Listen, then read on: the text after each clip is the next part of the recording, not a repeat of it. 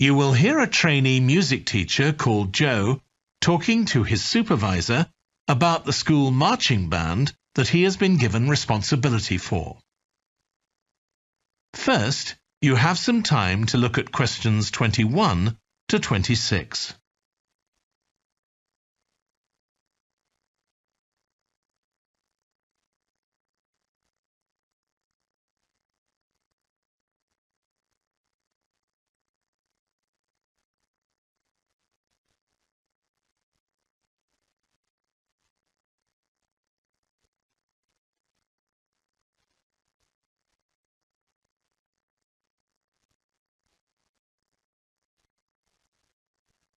Now listen carefully and answer questions 21 to 26.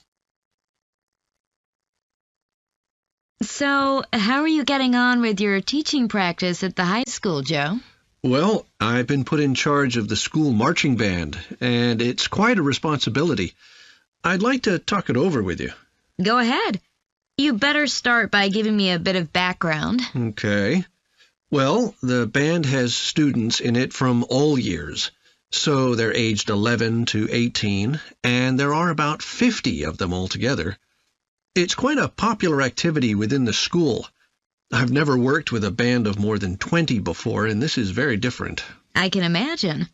They aren't really good enough to enter national band competitions, but they're in a regional one later in the term. Even if they don't win, and I don't expect them to, hopefully it'll be an incentive for them to try and improve. Yes, hopefully. Well, now the town council's organizing a carnival in the summer, and the band has been asked to perform. If you ask me, they aren't really up to it yet, and I need to get them functioning better as a band, and in a very short time. Have you been doing anything with them? Apart from practicing the music, I mean. I played a recording I came across of a drummer talking about how playing in a band had changed his life. I think it was an after-dinner speech.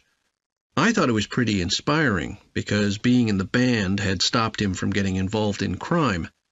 The students seemed to find it interesting, too. That's good.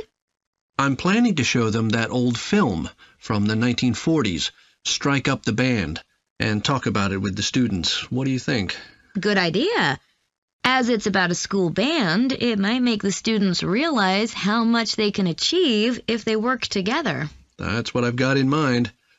I'm hoping I can take some of the band to a parade that's going to take place next month. A couple of marching bands will be performing, and the atmosphere should be quite exciting.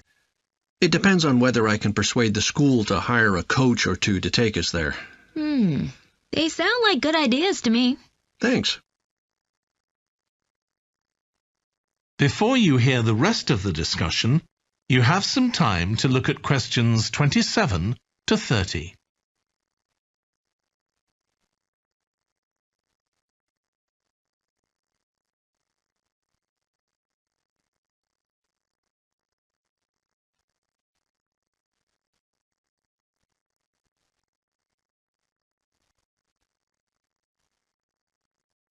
Now listen and answer questions 27 to 30. Can I tell you about a few people in the band who I'm finding it quite difficult to cope with? I'm sure you'll have some ideas about what I can do. Go ahead. There's a flautist who says she loves playing in the band. We rehearse twice a week after school, but she's hardly ever there.